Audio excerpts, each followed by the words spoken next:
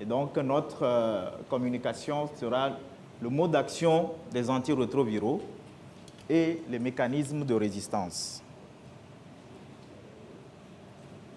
Donc, nous allons suivre ce plan. Dans un premier temps, nous allons rappeler les bénéfices du traitement antirétroviral. Vont suivre après le mode d'action des antirétroviraux, les facteurs associés à l'échec thérapeutique, le mécanisme de résistance aux ARV, et enfin, nous terminerons par les intérêts de la détection de la résistance. Après l'introduction des antirétroviraux très tôt aux États-Unis, dans les années 2001, on a montré le bénéfice que les patients vont tirer du traitement antirétroviral. On a observé une baisse du taux de décès des patients sous traitement, du taux de décès des patients infectés par le VIH. Et tout de suite, on a pensé que les antirétroviraux vont amener à réduire les effets néfastes de l'infection à VIH.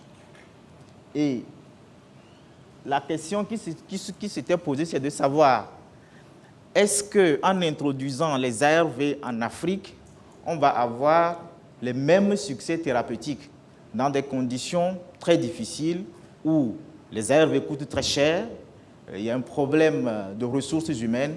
Est-ce qu'en utilisant les ARV en Afrique, on aura les mêmes résultats que dans les pays du Nord?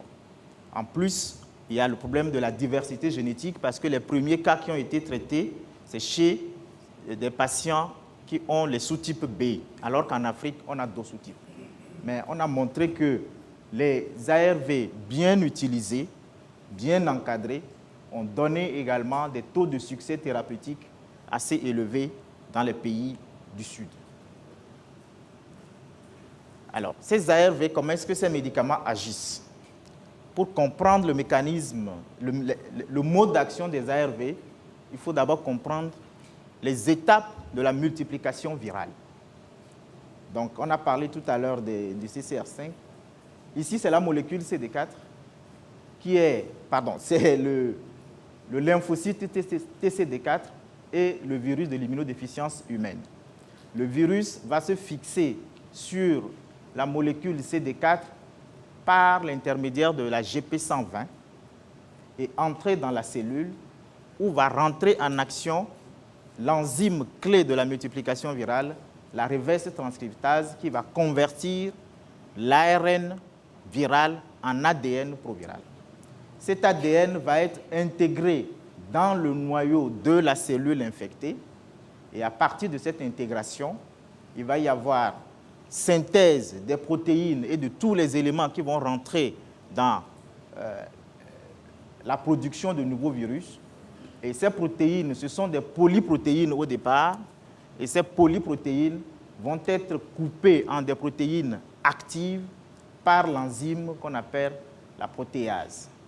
Et donc, les antirétroviraux, ce sont des molécules qui vont agir à toutes les étapes de la multiplication virale. Si nous prenons la première étape qui est la liaison entre la molécule CD4 et le virus à travers la GP120, il va y avoir des inhibiteurs. À cette étape, c'est là où intervient le corécepteur.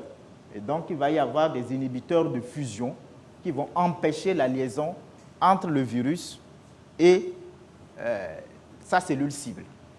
Les deuxième type de molécules, ce sont les molécules qui vont agir sur l'enzyme qu'on appelle la reverse transcriptase, qui vont inhiber la transcription de l'ARN en ADN. Troisième type de molécules, ce sont des molécules qui vont bloquer l'entrée du virus, l'entrée de l'ADN viral dans le noyau et donc vont agir sur l'enzyme qu'on appelle l'intégrase.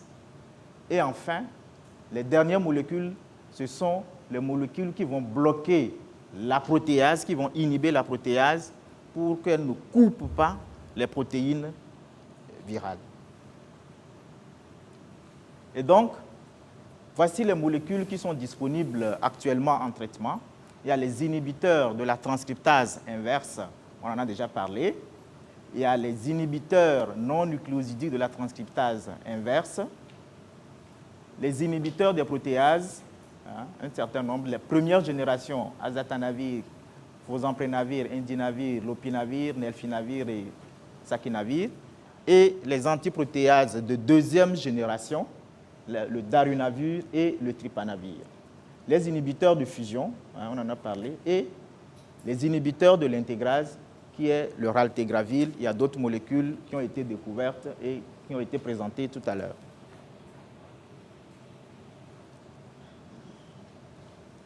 Alors, les inhibiteurs de la reverse transcriptase, comme on l'a vu, vont agir à cette étape de la multiplication virale en bloquant la transcription de l'ARN en ADN. Donc, on ne va pas revenir là-dessus.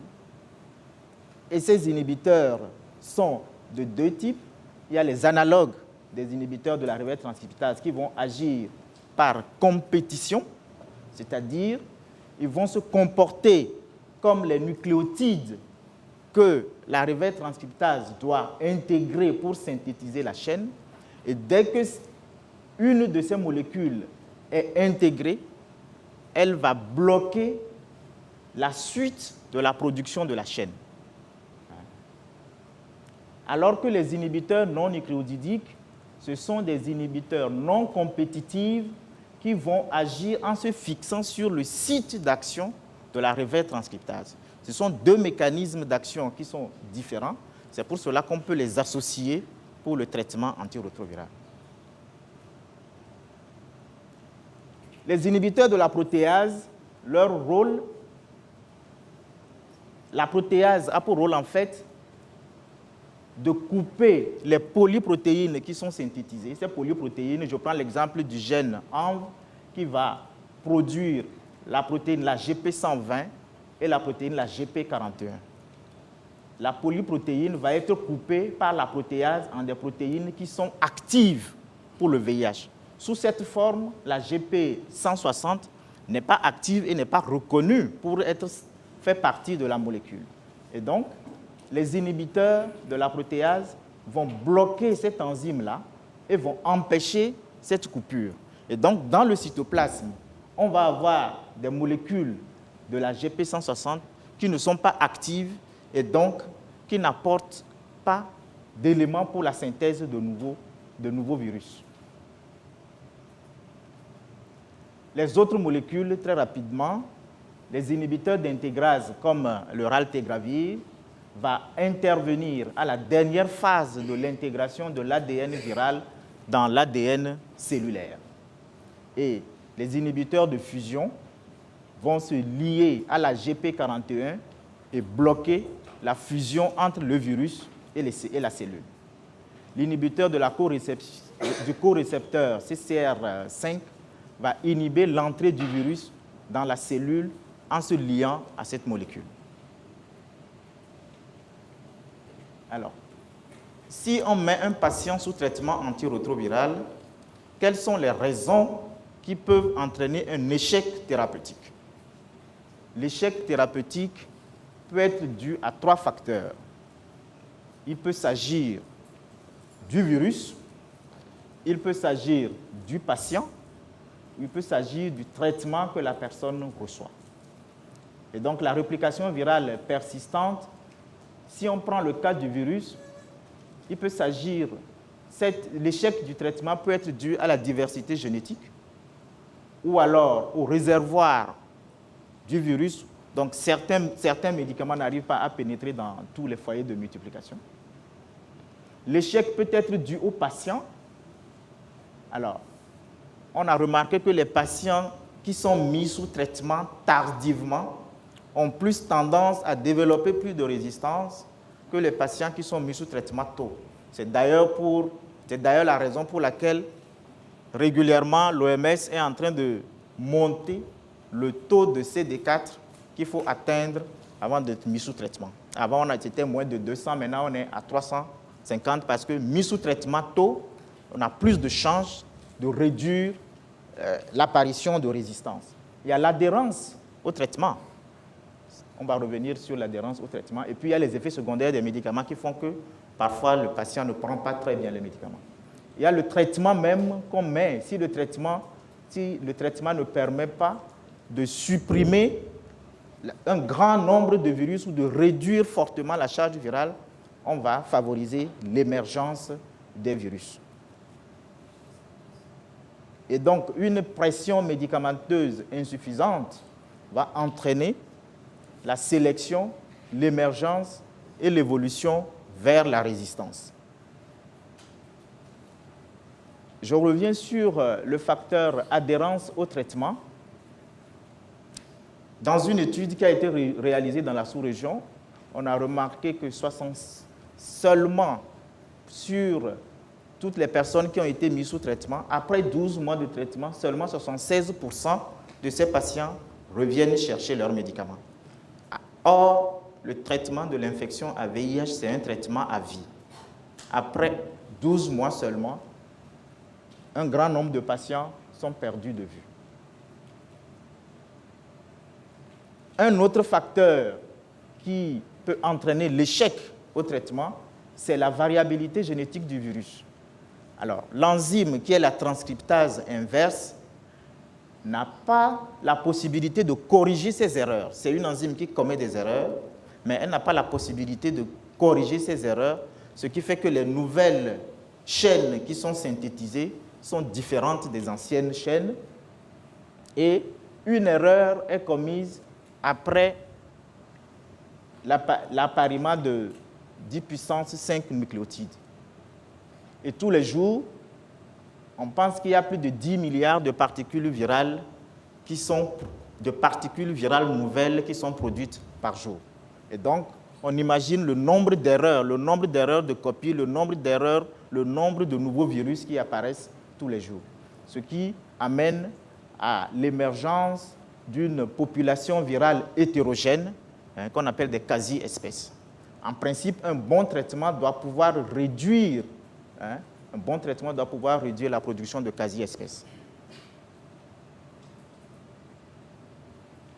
S'il y a multiplication virale au cours du traitement antirétroviral, les conséquences vont être l'accumulation et l'archivage des résistances. Si un patient est sous traitement ARV et que la multiplication virale continue, les virus qui sont produits sont résistants à cette molécule et cette résistance est due à l'accumulation des mutations. Le système immunitaire est toujours activé et donc à la longue, ce système immunitaire ne va plus répondre. Il y a une baisse de lymphocytes CD4, ce qui est tout à fait normal. La maladie progresse, mais surtout le danger, c'est qu'il va y avoir production et transmission à de nouveaux patients des virus qui sont déjà résistants. Et ça, c'est le danger de pouvoir laisser des patients qui sont sous traitement et qui sont résistants à continuer le même traitement. Alors, nous allons aborder maintenant les mécanismes de résistance aux antirétroviraux pour les molécules qui sont souvent utilisées en Afrique, c'est-à-dire les inhibiteurs de la transcriptase inverse et les inhibiteurs des protéases. Pour les inhibiteurs nucléosidiques de la reverse transcriptase, 2 mécanismes de résistance sont décrits. Le premier mécanisme, c'est l'excision de l'analogue qui vient d'être intégré dans la chaîne de synthèse. Cette mutation va l'enlever, c'est l'excision.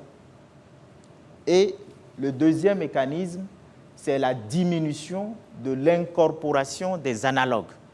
Ce sont 2 mécanismes qui sont tout à fait différents, mais qui peuvent coexister.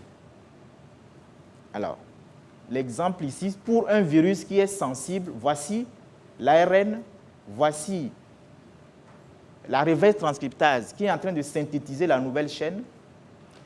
Dès qu'elle incorpore l'analogue, le médicament, l'AZT ou n'importe quelle molécule qui est analogue, la présence de cette molécule va bloquer la synthèse de cette chaîne. En cas de mutation survenue sur le gène de la reverse transcriptase, cette molécule qui est fixée, avec l'apport de l'ATP, cette molécule va être sautée. Et donc, en sautant, ça libère la polymérase qui va continuer la synthèse de la chaîne. Et donc, ces mutations qui surviennent au cours de l'utilisation des inhibiteurs nucléosidiques de la reverse transcriptase vont donner des réactions croisées. C'est-à-dire, si vous utilisez une molécule qui est l'AZT, si cette mutation apparaît, vous allez avoir une résistance à d'autres inhibiteurs de la reverse transcriptase, comme le DKT et l'abacavir. Et donc, l'excision de l'analogue incorporé va entraîner la reprise de l'élongation de la chaîne. Donc, il y a 6 mutations qui sont décrites. Alors, le premier chiffre représente le premier acide aminé, la position de l'acide aminé et la mutation, l'acide aminé qui a remplacé cet acide aminé-là. Ici, c'est la méthionine qui a été remplacée par la leucine. Et donc, sur cette chaîne-là, cette molécule ne peut plus marcher. Mais attention, pour qu'il y ait résistance, il faut qu'il y ait association entre de trois TAM. On les appelle les TAM, c'est-à-dire thymidine analogue mutation. Une seule mutation, c'est-à-dire un seul TAM, ne permet pas d'acquérir une résistance. Il faut une association de 3 pour qu'il y ait résistance.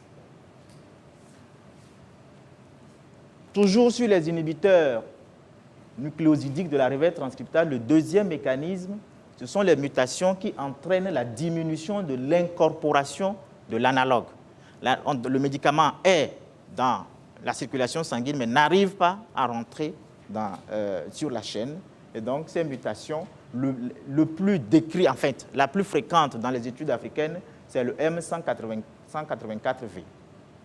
Et leur apparition dépend du schéma thérapeutique que vous utilisez.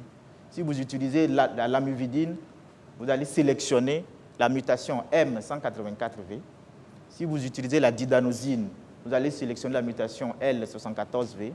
Si on utilise le tenofovir, on va sélectionner la mutation K65R ou K70E. Toujours sur les inhibiteurs de la reverse transcriptase, nous allons aborder maintenant les inhibiteurs non nucléosidiques de la reverse transcriptase. Le mécanisme de résistance ici, c'est que ce sont des molécules qui vont se lier au site d'action, de la reverse transcriptase, et cette liaison va entraîner la perte d'affinité de la transcriptase inverse aux analogues ou molécules qui doivent être inclus sur la chaîne de synthèse. L'exemple, vous avez toujours l'ARN qui est là, le cDNA qui est en train d'être transcrit et la reverse transcriptase qui est là. La fixation sur la reverse transcriptase de la molécule qui est une INRTI va entraîner le blocage de la synthèse. Mais en cas de mutation, la mutation va empêcher la fixation de cette molécule-là. Et donc, la transcriptase inverse étant libre, va continuer la synthèse de la chaîne d'ADN. Donc, les mutations les plus fréquentes observées sont Y181C, etc. Alors, on en a déjà parlé tout à l'heure, c'est la résistance croisée qui existe dans cette famille. Si quelqu'un est résistant à la névirapine, la personne est automatiquement résistante à l'efavirenz. Il n'y a pas possibilité de changer un traitement, de changer la névirapine par l'efavirenz. Et une seule mutation permet de conférer la résistance à cette classe d'âge. Heureusement, il y a une nouvelle molécule qui est l'étravirine, et l'étravirine semble être actif sur les souches qui sont résistantes à la névirapine et à l'efavirenz. Si on n'a pas trop traîné, si on attend trop, il va y avoir accumulation des résistances aux inhibiteurs non nucléosides de la transcriptase inverse, et donc cette nouvelle molécule-là ne pourra plus agir. C'est-à-dire la multiplication du virus sous un médicament qui ne marche pas va entraîner l'accumulation des mutations qui qui vont entraîner la résistance à cette nouvelle molécule.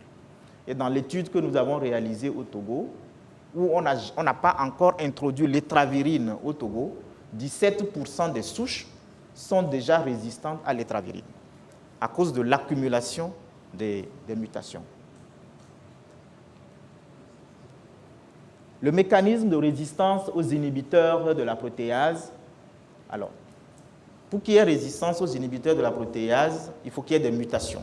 Il y a deux types de mutations qui sont décrites, les mutations majeures et les mutations mineures. Ici aussi, il y a ce qu'on appelle des résistances croisées pour un certain nombre de molécules.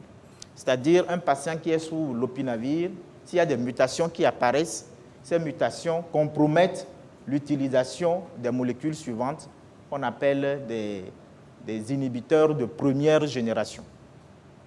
Il y a quelques mutations qui sont spécifiques aussi à quelques molécules, c'est-à-dire l'azatanavir, la mutation I50L va seulement entraîner la résistance à l'azatanavir. Pour les deux nouvelles molécules d'inhibiteurs de protéase, qui sont le darunavir et le tripanavir, donc il y a très peu de résistance croisée avec les IP de première génération.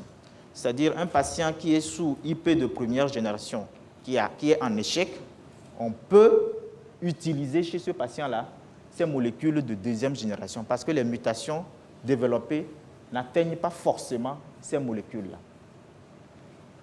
Il a été rapporté que certaines mutations, quand on utilise le darunavir, certaines mutations qui apparaissent entraînent une hypersensibilité au tripanavir. Ça veut dire, en cas d'échec du darunavir, on peut utiliser le tripanavir. Alors, on a remarqué également que les mutations associées à la résistance au tripanavir sont différentes des mutations associées à la résistance au darunavir. Ça veut dire un patient qui est sous tripanavir, qui fait un échec, on peut le remplacer par darunavir et vice-versa. Alors, pourquoi il faut étudier la résistance aux ARV? Est-ce que ça a un intérêt réellement? Alors, je fais un petit rappel ici. Le coût du génotypage pour avoir le génotype, pour avoir les tests de résistance actuellement, c'est 60 000 francs par échantillon. Donc ça coûte quand même un peu cher. Mais, tôt ou tard, on ne peut pas se passer du génotypage pour la simple raison que le génotypage permet d'aider au choix du meilleur traitement possible. C'est-à-dire dans le cas de résistance transmissible, si on prend les enfants dont les mères ont pris les ARV par exemple, expliquer et traiter les échecs thérapeutiques. Et c'est ça le plus important, les patients qui sont sous traitement, si on veut savoir s'ils sont en échec, quelle molécule utiliser, il faut absolument faire le génotypage. Et puis évaluer la prévalence des mutations de résistance chez les patients naïfs. Alors comment évaluer la résistance? On peut le faire cliniquement, on peut le faire aussi en utilisant des données biologiques, mais c'est surtout la charge virale chez les patients qui sont sous traitement qui permettent de savoir si le traitement qu'on donne, ça marche. Donc la prévention de l'apparition de résistance, c'est l'utilisation de plusieurs médicaments. C'est ce qu'on fait maintenant, la trithérapie. Et même chez les femmes enceintes, on dit maintenant d'utiliser la trithérapie, la monothérapie doit être supprimée. C'est l'adhérence au traitement, c'est-à-dire une bonne éducation thérapeutique et voir si les gens viennent chercher les médicaments chaque mois, mais il faut voir s'ils les prennent réellement. Et je vous remercie.